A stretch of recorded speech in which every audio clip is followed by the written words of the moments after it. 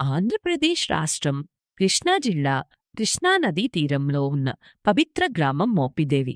ఇది కేవలం ఒక గ్రామం కాదు, నాగదోష నివారణకు ప్రసిద్ధి చెందిన క్షేత్రం, సంతాన భాగ్యాన్ని ప్రసాదించే ఆలయం, తండ్రి కొడుకులైన శివ సుబ్రహ్మణ్యంల సంయుక్త సన్నిధి. ఈ రోజు మనం తెలుసుకుందాం మోపిదేవి శ్రీ సుబ్రహ్మణ్యేశ్వర స్వామి అవతార కథ, స్థల పురాణం, విశేష మహిమలు. ఒకానొక కాలంలో బ్రహ్మదేవుని కుమారులు అయిన సనక, సనందన, సనత్కుమార, సనత్సుజాతులు శివదర్శనం కోసం కైలాసానికి వెళ్లారు. వారు ఎప్పుడూ దిగంబరులుగా 5 ఏళ్ల బాలుల వలె కనిపిస్తూ పరమజ్ఞానులుగా ఉంటారు.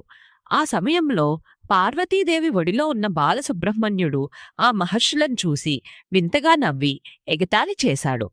మహర్షులు అవమానించిన దోషం తెలుసుకున్న సుబ్రహ్మణ్య స్వామి తీవ్ర పశ్చాత్తాపానికి లోనయ్యాడు. తన తప్పును ప్రక్షాళన చేసుకోవడానికి సర్పరూపం ధరించాడు. భూలోకానికి వచ్చాడు. మోపిదేవి ప్రాంతంలోని ఒక పుట్టలో 1000 సంవత్సరాలు ఘోర తపస్సు చేశాడు. ఆ తపస్సు ఫలితంగా స్వామివారు అక్కడే స్వయంభూ శివలింగ రూపంలో వెలిశారు. అందుకే ఇది సుబ్రహ్మణ్య క్షేత్రమే అయినా స్వామి శివలింగ ఆకారంలో దర్శనమిస్తారు. స్థల పురాణం. సుమారు 200 నుండి 300 సంవత్సరాల క్రితం వీరవరపు పర్వతాలు అనే కుమ్మరి భక్తుడికి స్వామివారి కలలో దర్శనమిచ్చారు.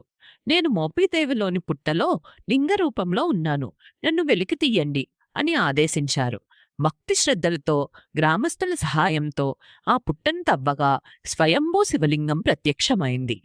వీరవరపు పర్వతాలు తన చేతులతో మట్టితో నంది, గరుడ, కోడిపుంజు విగ్రహాలు తయారు చేసి కొలిమిలో కాల్చి గట్టిపరిచి ఆలయంలో ప్రతిష్ఠించాడు.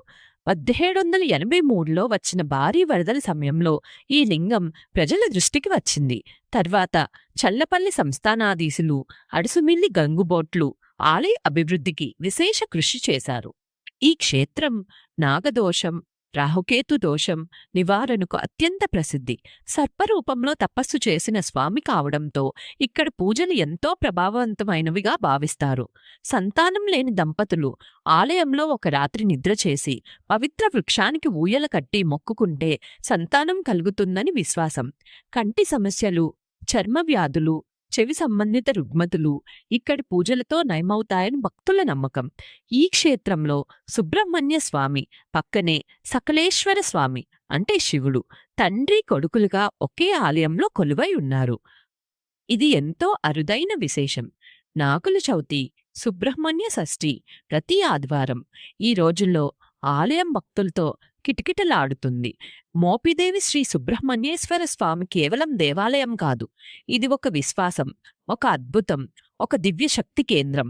నాగదోష బాధితులు అయినా, సంతాన కోరికతో వచ్చిన భక్తులైనా స్వామి ఎవ్వరినీ నిరాశపరచడు. స్వామి అనుగ్రహం అందరికీ కలగాలని ప్రార్థిస్తూ ఓం శ్రీ సుబ్రహ్మణ్యేశ్వరాయ నమః. మీకు ఈ వీడియో కనుక నచ్చితే ఓం శరవణ భవ అని కామెంట్ చేయండి. Thank you for watching.